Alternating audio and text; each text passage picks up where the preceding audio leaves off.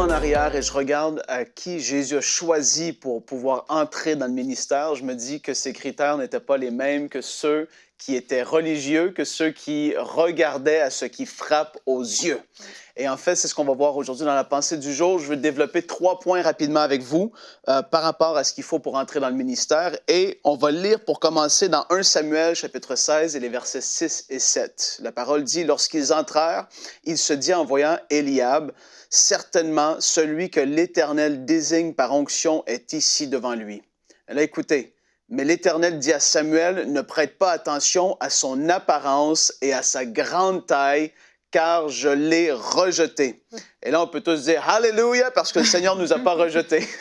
Amen. Après ça, il continue et il dit « En effet, l'Éternel n'a pas le même regard que l'homme. L'homme regarde à ce qui frappe les yeux, mais l'Éternel regarde au cœur. » Et on le sait par la suite que David a été ce roi puissant qui a régné et que la parole de Dieu dit que David était un homme selon le cœur de Dieu. Malgré ses fautes, malgré ses erreurs, son cœur était là tout entier pour plaire, accomplir la volonté de Dieu et se soumettre à Dieu.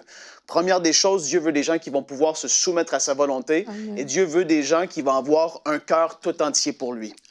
Deuxième chose, très important. Le psaume 73 et le verset 26, la parole dit « Mon corps et mon cœur peuvent s'épuiser. Dieu sera toujours le rocher de mon cœur et ma bonne part. » Wow!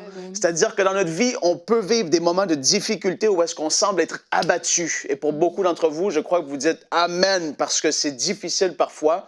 Mais la pensée est que malgré toutes ces choses, on ne va pas s'appuyer sur nos propres forces personnelles, mais on va toujours vouloir s'appuyer sur le rocher qui est Dieu, qui est celui sur lequel on s'appuie, avec lequel et avec lui dans lequel on va avancer dans notre destinée. En fait, beaucoup de personnes vont se dire « Je suis prêt au ministère, je veux entrer, je veux y aller ».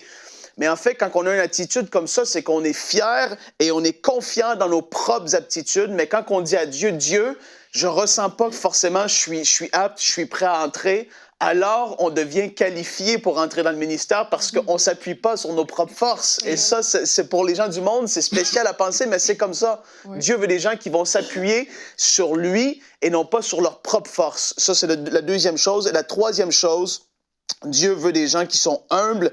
1 Pierre, chapitre 5 et le verset 10, vous le connaissez, verset 6. « Humiliez-vous donc sous la puissante main de Dieu afin qu'il vous élève au temps convenable. » C'est un verset qui est connu, mais qui est une vérité profonde, biblique, puissante.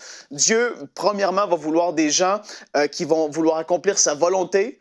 Après ça, des gens qui vont vouloir s'appuyer sur lui et non pas sur leur propre force, leur propre capacité, parce qu'alors, justement, on devient fier, orgueilleux, on croit qu'on peut tout faire par nous-mêmes, mais alors que Dieu nous demande des choses qui sont plus grandes que nous, comme on dit souvent, c'est alors qu'on sait que Dieu nous appelle à faire quelque chose. Quand quelque chose est trop facile pour nous de l'accomplir, Dieu est souvent pas dans le coup. Mais quand Dieu nous dépasse par ses propositions, on sait que ça vient de lui.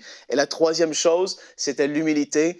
Humilie-toi sous la puissante main de Dieu afin qu'il t'élève au temps convenable. Et là, on va parler du ministère dans l'émission qu'on est dedans présentement. Et je veux répondre à cette question, qu'est-ce que c'est le ministère? Parce qu'on a vu ce qu'il faut pour entrer, mais là, on va parler de ce que c'est le ministère réellement, Evelyne. Retrouvez la suite de ce programme dans l'émission Bonjour chez vous sur ENCI TV.